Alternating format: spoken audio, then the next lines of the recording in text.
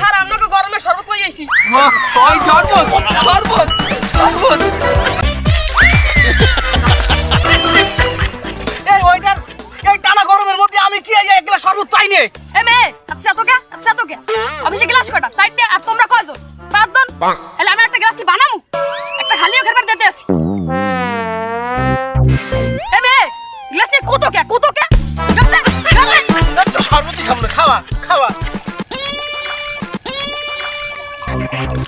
চিনি দেখলাম কই?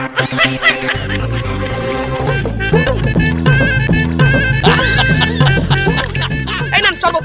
এই কি ওইটার তুই পুকুরি পানি দিয়ে আমার শরবত বানাই দিলে? তোমার কি পানি দিয়ে বানাই দিমু? তুমি এনে জমিদার বানাইছো? সবার তো এই পানি দিয়ে বানাই দিছি। শুনলে সবাই না এই পুকুরি পানিতে শরবত বানাইছে।